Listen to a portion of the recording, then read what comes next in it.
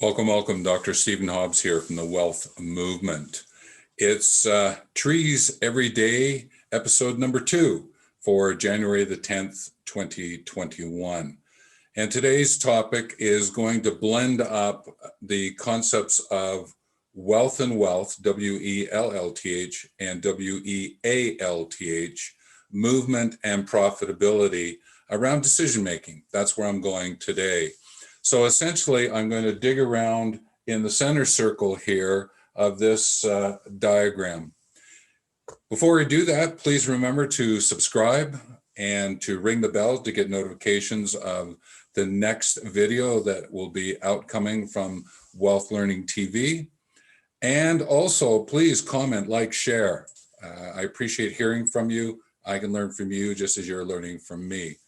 So with that, let's jump into the base diagram here, which is what I will always share and use on the Trees Every Day videos. And as a reminder that the very middle is around wealth, WELLth. Then it's about grandparents, trees, legacy, and eco-creation. So there's the 5 elements that are here. There's the wealth element, the grandparents, the trees, the legacy, and eco-creation. So those are the 5 components. So I'm going to dig into more of the middle wealth one. And if you remember, or if you haven't had a chance, go back and watch the Trees Every Day number 1, and I just define wealth as well-being and well-living to the nth degree. Now, this video here is going to dig more into that center component, but it will speak to what's happening around the center component of the diagram as well. So the idea here is that it's about the movement and profitability of wealthy decisions. And it involves the grandparents and grandchildren. It also says, okay, trees are an important element of this that links into the eco-creation. So grandparents and trees and children and trees and eco-creation, these are important elements that are going to be linked back to movement and profitability, wealthy decisions. And obviously the legacy piece is about living from legacy. So if you're a grandparent, living from legacy. Now, I'd like to just share before I dive right into it, I'm using grandparent and grandchildren. But really what I'm sharing is 55 years young, and you are looking at your 60 years young door, wondering what's coming. And instead of going through a kicking and screaming, you want to open up the door. And what I'm doing is giving you some keys to be able to do that through understanding about legacy, eco-creation, and getting involved with your grandkids with trees and how it all plays itself out.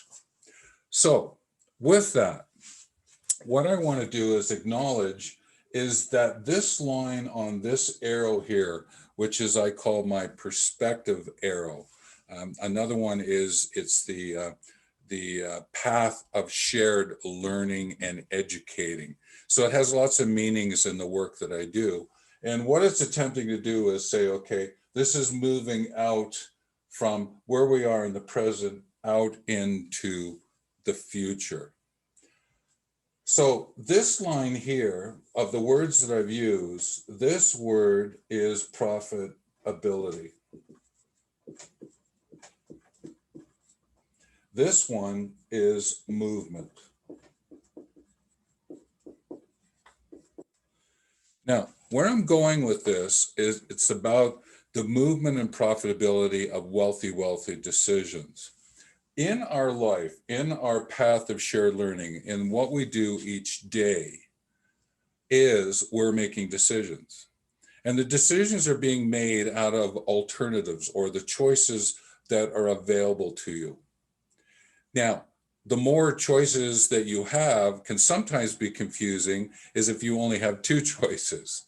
All right, I'm going to buy a shirt and I've got red and blue. Okay. Oh, hang on a minute. I've just walked into the store and there looks like a kaleidoscope of colors here. Which one is I'm going to grab? That is another level of decision. And we have those on an everyday basis about food we eat, the activities we're going to engage in, the relationships we're going to have. So this idea of decisions is important. And I'm going to come back to it another day and look at ethical decision making. And there's 7 ethics that we share between us about living our extraordinary lives. And I'm going to bring that to life for you so that you might understand what those 7 are. And they are linked to the eco-creation world here with the eco-ethical architecture that I'll share with you as time goes by. But back to the profitability and movement aspect here. These 2 lines here, if you think of your arms out in front of you, that perspective, you're going into the future, is that one of them holds the profitability. I use my left arm for that. And the other one, sorry, my left arm is about profitability. My right arm is about movement. And there are 5 considerations for each of those that I'm going to go over with you. But you also remember I mentioned wealthy, and I spelt them out for you. I want to offer to you that this one here is wealthy with an A. And movement is wealthy with an L. So what I'm getting at here is that from a wealth perspective about well-being and well-living to the nth degree, there is an element of the quality of your life. But there's also an aspect of our life which is about wealth and the notion of accounts and assets that we would bring together to be able to fund our lives. Now, the degree to which you go into the wealthy aspect, there's a degree to which you go into the wealth aspect, and it's a balancing act that is taking place for you. So I think of it as the wealthy is a lot to do with numbers, and we often see things like dollar signs associated with it. With the wealth movement from a wealthy perspective, I think of it more from a words perspective. And this notion of quantitative, qualitative. Yet there's something that I have learned over time, and I want to share it with the use of the stick here, okay? If wealth with an A, if wealth was an A was to be one end of the stick, and wealth with the L is the other end of the stick, one of the things that I've learned is the following. If I pick up one end of the stick, I am influencing the other end. I'm picking it up as well. Therefore, when you have a comparison that you're attempting to do, in this case, wealth and wealth, if you pick up one end of it and only worry about creating wealth with an A, the accountability, the assets, the accruals, all right, then you may give up on your wealth with an L.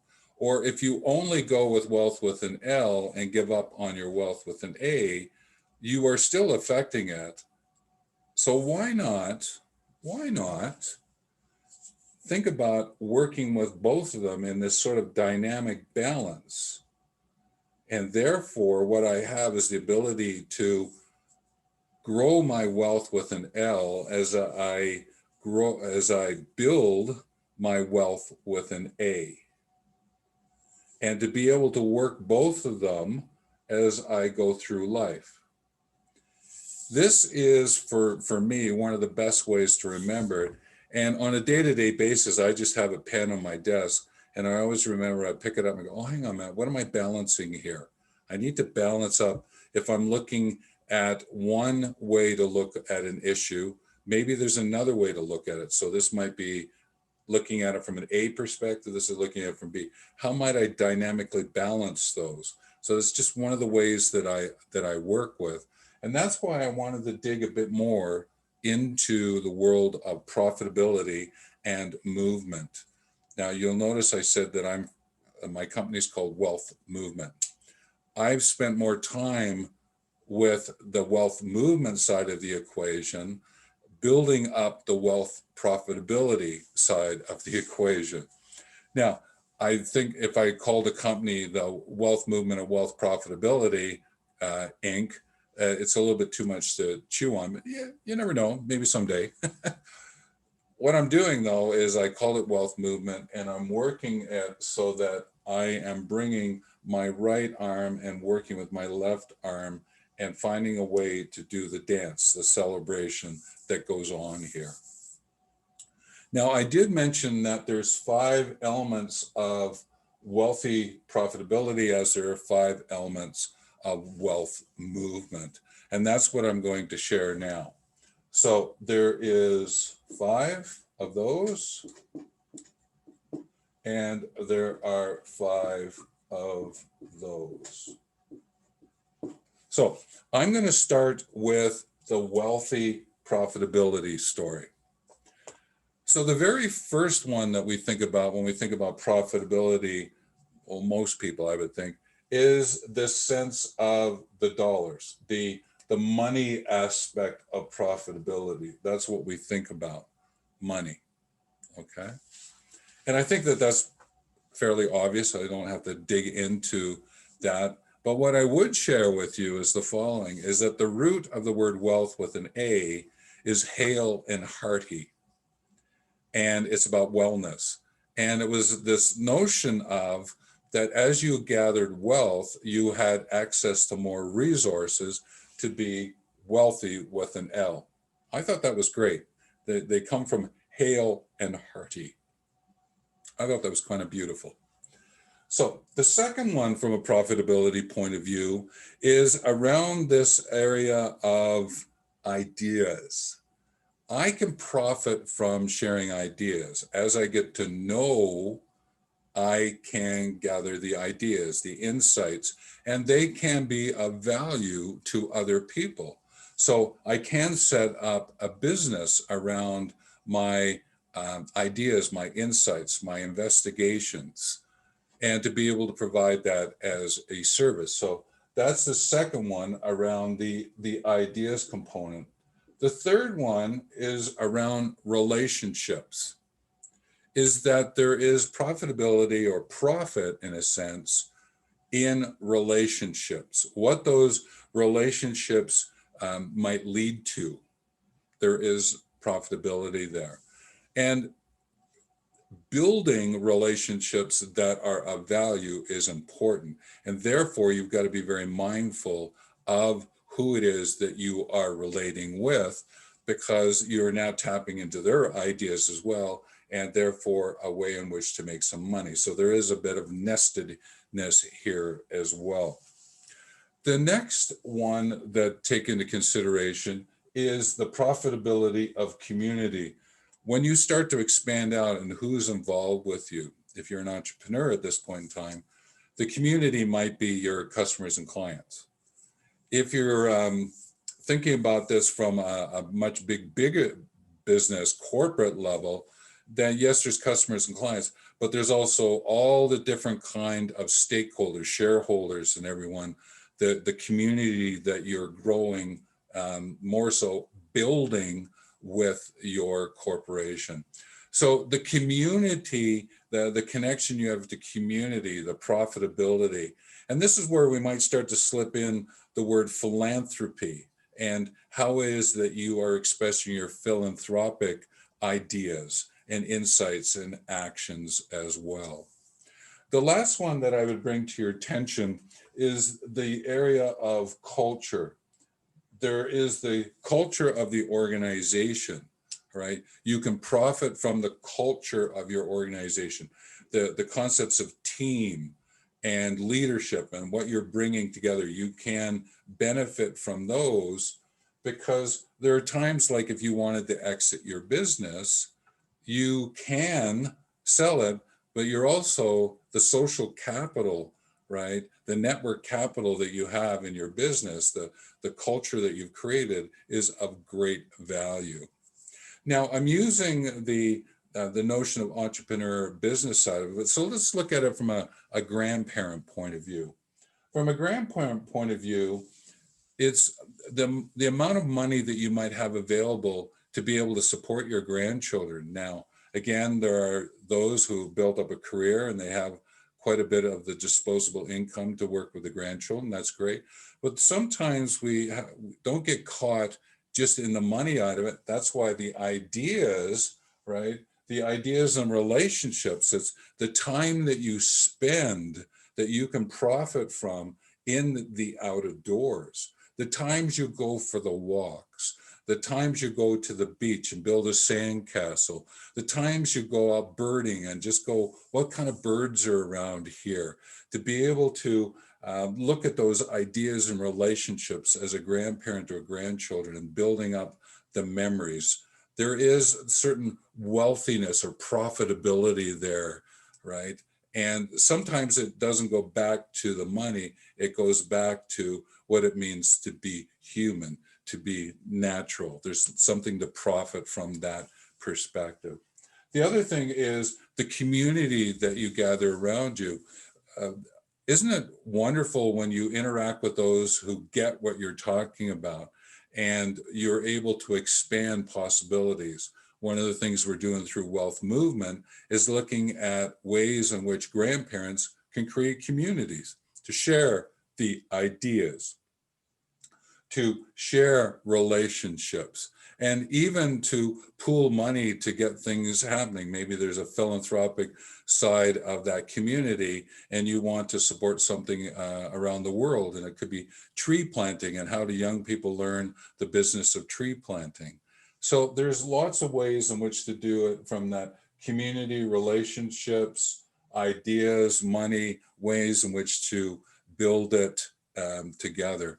But at the same time, there is this notion of the culture, and let me use it, social culture, the fabric of the communities in which you're interacting with in a local, regional, national, international basis. There is this cultural aspect, the human interactions and what results from those interactions and how you might be able to profit in the interactions that take place here. So from a grandparent point of view, there is that story that unfolds for you. And with your own children who are the parents of the grandchildren as you know them, there's lots of ways in which to get the profitability there, not just a money perspective. So I'm hoping that opens up that term a little bit more for you, and that you might be able to see other ways forward with the grandchildren because of this presentation. And there is a sense of the legacy that is there as well. Let's move over to WELLth Movement. Now, from a movement point of view, there is the sense of physical movement, getting up and walking or running, just getting up out of your seat and maybe stand to eat a meal, stand out on the porch, watch the sunrise, sunset, go for a walk in the bush, go for a walk in the local park, find ways to interact with the grandchildren so that you're actually moving that from that sense. So that is the physical component of it. There is another one which is from a fitness perspective. Now, immediately you go, isn't that what you just mentioned from the physical sense? Yes, there's that fitness, but there's also fitness of the movement. Is what does it lead to? If you are going to go for a walk, being mindful of what the walk is about. Yes, there's the physicalness of it, but it might be also to profit from the relationships and the community that you're attempting to foster as well. So there is this element of fitness for what does it lead to. The next one that you can take a look at is the area of the programs or the activities that you get involved with. Is that some of those movements might be is that it's really moving the cognitive end, is my thinking, playing games, right, on a colder day with the grandchildren is another way of looking at movement. And then there is the sense of the programming, the activities. You're going to go on a vacation. There's a little bit more activities that can be done. Or what you're going to do is you may have a cottage and you're going out, and how might we interact with the cottage environment a little bit differently each year. And there's all these kind of ways in which to look at how do we create programs or activities for ourselves and for the grandchildren. The next thing that I might suggest to you is that from a WELLth movement point of view is to think about it from a management and leadership point of view. Now, again, you might slip into business, I get that, but bear with me here. To manage the systems for the involvement of the grandchildren, there are certain things that you've got to think about, all right? Like a preparation approach and a prevention mindset is you don't just go walking out into the bush without thinking through some of the possibilities. I'm a wilderness remote first aid instructor for 25 years. And one of the things I always said to people is when you go outdoors, it's you are your best first aid kit, you knowing how to use your hands and your head. But you also still need some other basics to come with you in case there is an injury. But from a prevention mindset point of view, how might you avoid something happening? That's the managing of the activities. The lead is how do I get the person I'm interacting with more involved, is so that they can make their own decisions. So when you're interacting with the grandkids outside, it's not that they're just going through an activity for the sake of going through an activity and it's sort of, okay, they're busy now, I can do something else. It's also, what is it that activity, what their involvement and your involvement, what is it that it's going to do for the children's decision making, their life decisions that they're going to make because of the experiences with you. So that's the management and leadership aspect of it from a movement point of view. And the other is, how does this play itself out on a society basis? There are movements out there, ecological movement, water movements, that are in full flight, and they could be funded or they could be, you could participate in them.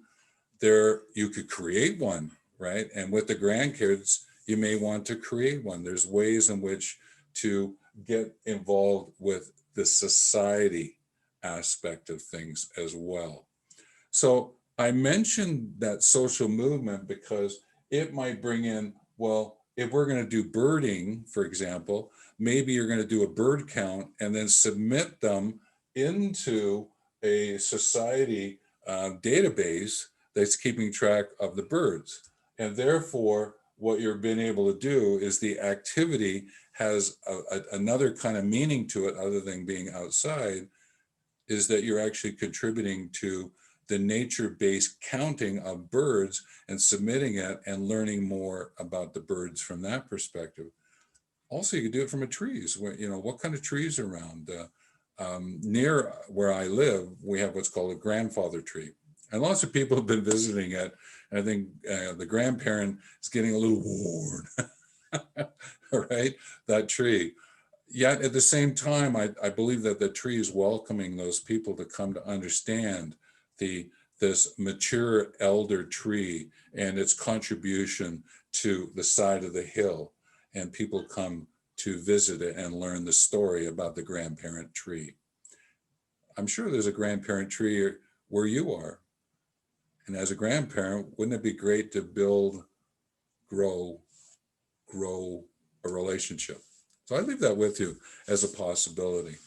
So what I'm attempting to get at here is that this wealthy profitability and wealth movement are like two ends of a stick. If you only take into consideration the wealth side of it from an A and give up on the wealth with an L, or vice versa, put much more time to block this away and only spend time with wealth.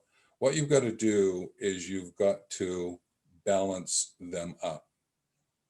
Just like you've got to balance the different elements of eco-creation and trees and legacy and grandparents and wealth and the interaction that takes place here.